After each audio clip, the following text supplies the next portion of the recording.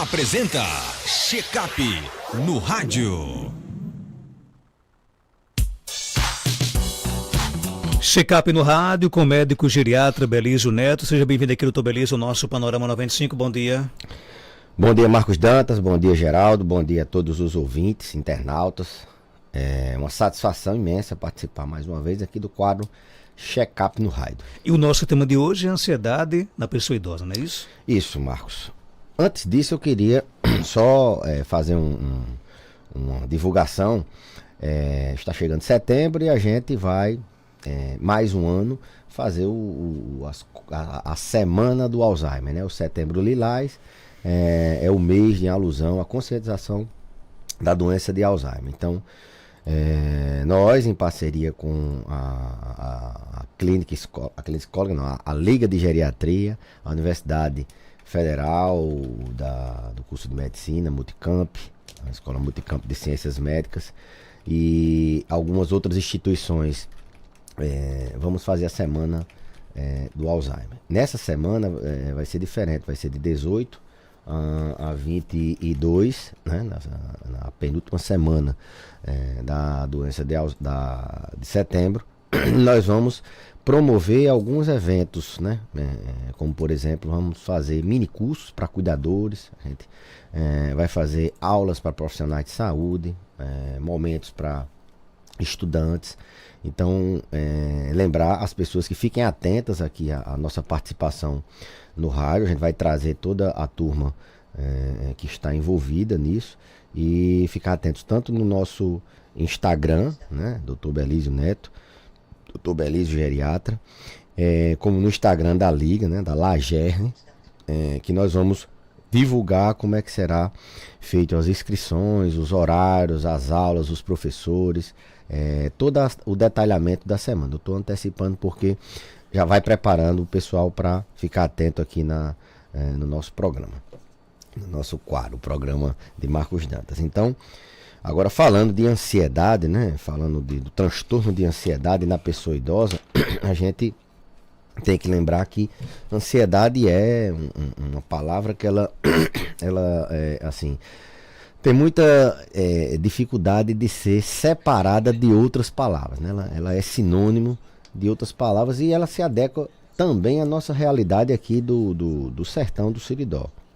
O nosso idoso, ele traduz a sensação de um medo incontrolável, de uma tensão incontrolável, de uma preocupação incontrolável, excessiva, muitas vezes irracional, que não existe, com algumas palavras que a gente tem que ter em mente, né? Eu tô imaginando muito, eu tô com nervoso, eu tô muito tenso, com muito medo. Então, esses sinônimos, essas palavras, elas traduzem um momento de ansiedade, que não pode ser também subvalorizado. A gente sabe que o transtorno de ansiedade na pessoa idosa, ele é um pouco diferente do adulto jovem, já que ele tem um organismo envelhecido. Então, por exemplo, um transtorno de ansiedade do tipo pânico, ele não se manifesta com a mesma intensidade. A frequência, por exemplo, cardíaca, a descarga adrenérgica, ela é menos intensa. Então, ele é mais difícil de ser diagnosticado. Por exemplo, o mais comum, o transtorno de ansiedade generalizado, que é aquele pensamento acelerado, aquela tensão, aquele nervosismo, vários dias atrapalhando inclusive o dia a dia dele, ele se manifesta muitas vezes diferente do adulto jovem, porque o idoso ele tende a ter mais ansiedade, mais medo das comorbidades mais comuns na faixa etária dele. Ele tem medo de ficar cego, por exemplo. Ele tem medo de perder a mobilidade, tem medo de perder a memória. Ele tem medo da morte, está se aproximando da morte. Então, isso são gatilhos que fazem com que o transtorno de ansiedade, em especial esse transtorno de ansiedade generalizado, ele se diferencie um pouco do adulto jovem. E o transtorno de ansiedade, a ansiedade no paciente idoso não é só ele é ansioso e assim ninguém vai fazer nada, não. Relaxe, vá fazer isso, dissimule, deixa isso pra lá. Não é bem assim. É uma doença que tem todo um escopo fisiopatológico. A gente sabe que tem estruturas cerebrais alteradas, né? O córtex límbico, o córtex pré-frontal, várias estruturas dentro do nosso cérebro são alteradas. E eu sempre digo, se o paciente, se a pessoa que tem o transtorno de ansiedade, ela quisesse, ela não era ansiosa, ela não vivia tensa, tendo dor muscular, ela não perdia sono, ela não vivia tomando medicamentos mais do que já toma, ela era tranquila. Então não adianta mandar ela ficar tranquila. Existem várias formas da gente tratar a ansiedade. Logicamente que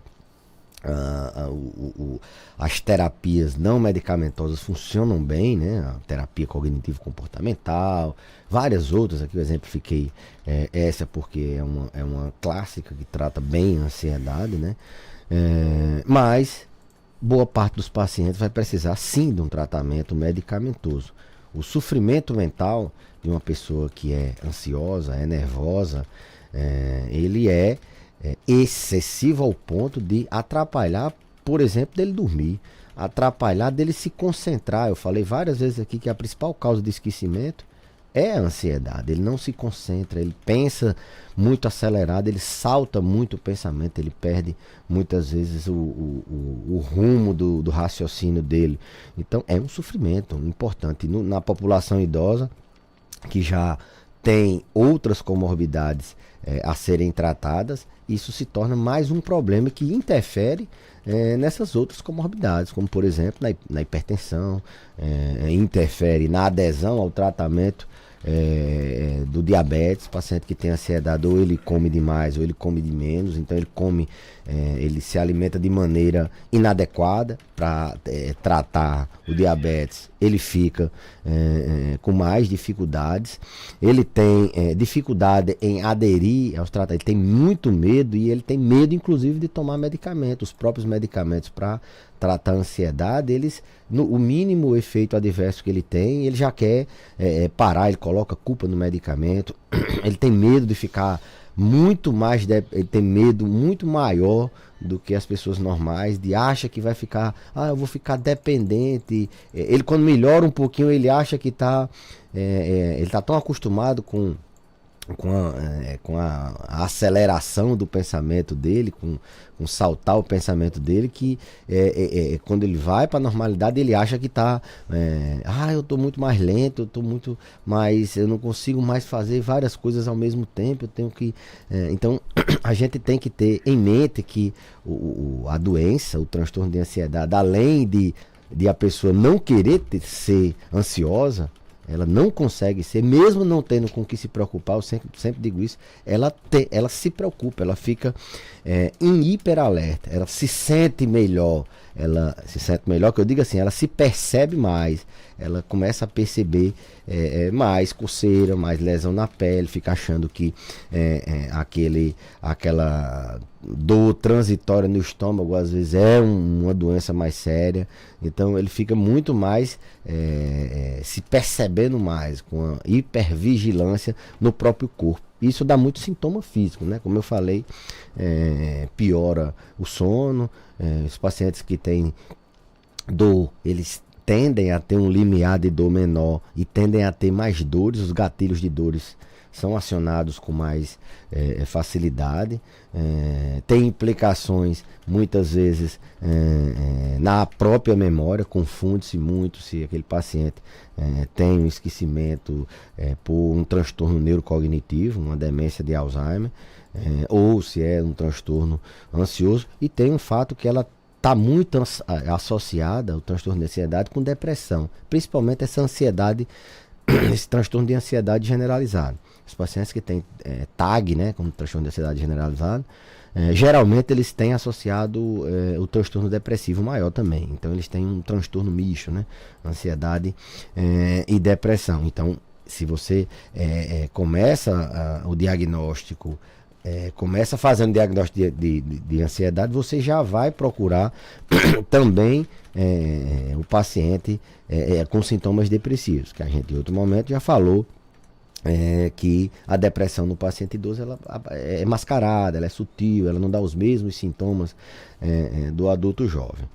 E por fim, Marcos, o transtorno, a ansiedade no paciente idoso, vale destacar que eles têm uma fobia especial, que é o que a gente, quando está falando de quedas, a gente fala, é o transtorno fóbico pós-queda, é o medo intenso de cair, principalmente quando eles sofrem uma queda. A queda pode ser leve, pode não ter tido nenhuma fratura, nenhum arranhão.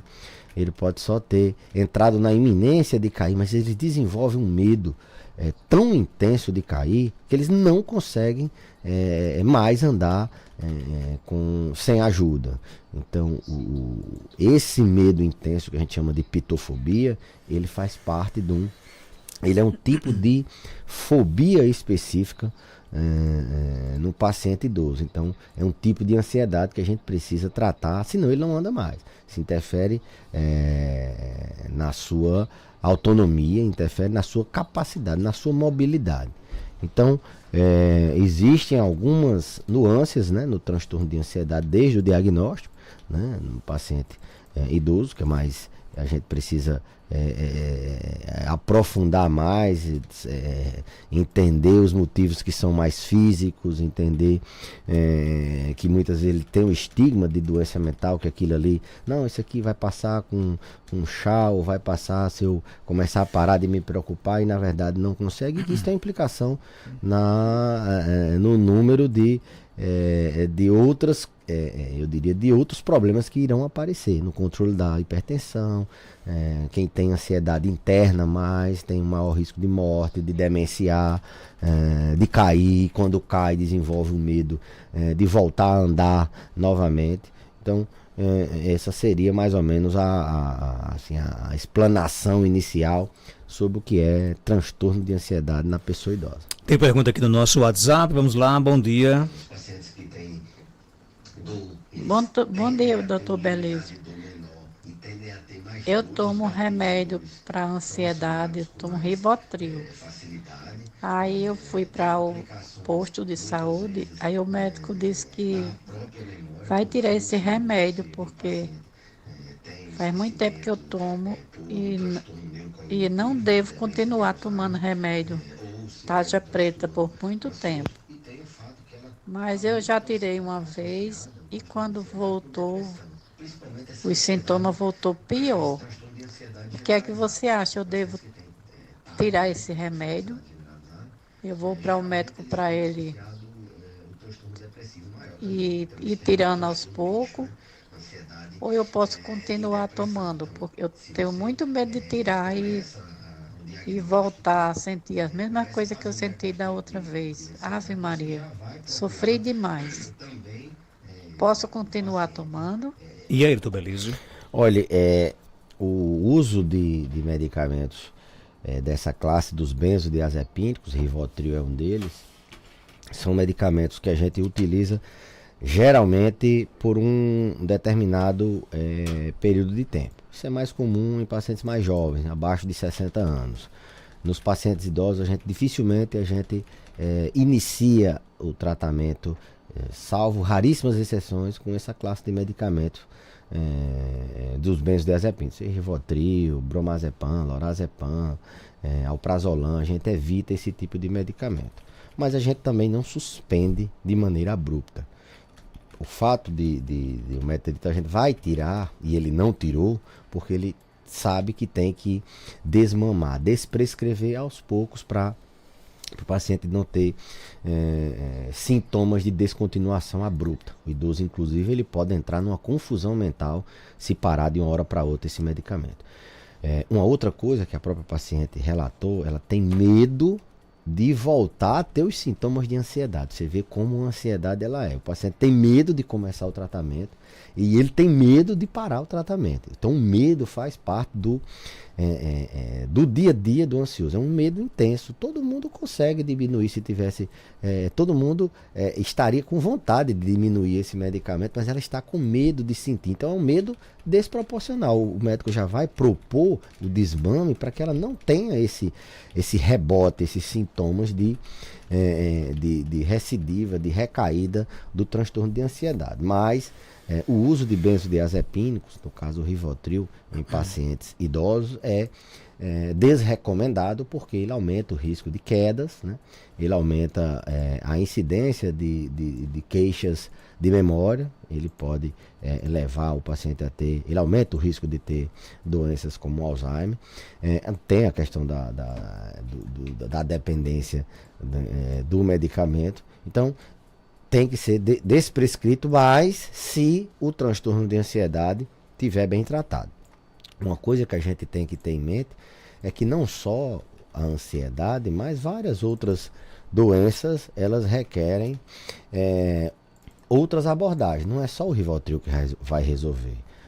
Inclusive, às vezes o paciente fica dependente porque ele acalma com aquele medicamento naquela hora, mas esquece que ele vai ter vários anos de vida e ele precisa ter um tratamento assim mais definitivo. Ele não pode ficar tomando só um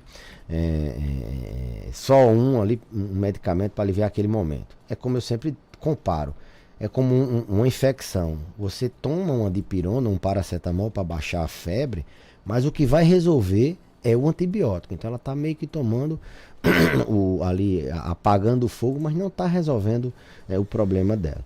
Envolve tratar a ansiedade, envolve outras abordagens. Como eu falei, a própria terapia, envolve outros medicamentos que tratem a ansiedade de maneira definitiva. O Rivotril, como eu disse, ele é um calmante ali por um determinado tempo, mas ao mesmo tempo você vai entrando com um tratamento específico para o transtorno de ansiedade. Tem que ver se essa ansiedade não está associada a outras doenças como depressão, tem que ver o contexto social dessa pessoa. A gente sabe que a nossa realidade, o contexto social interfere muito, tem que ver a própria idade. Não percebi a idade dela, mas se for um paciente na transição menopausal, a gente tem que ver que tem uma incidência maior. Se é um paciente que teve uma queda e uma ansiedade específica para o medo de cair, se ele sofreu uma fratura, se ele está com medo, se ele está internado, se ele tem uma demência, se ele toma outros medicamentos e se esse medicamento não vai. Então, não é só tratar a doença em si, senão era uma receita de bolo. Olha, todo mundo que tem ansiedade toma esse remédio aqui. É bem individual, principalmente num paciente que deve ser mais individualizado ainda, que é o paciente idoso, multimórbido e com várias doenças associadas. Doutor Belísio, obrigado por sua participação. Até terça-feira, se Deus quiser. Rápido, hein? Até terça-feira, se Deus quiser. Tema bom, faça ligeiro, né? Até a próxima terça-feira, Marcos, Geraldinho, se Deus quiser. 7h50.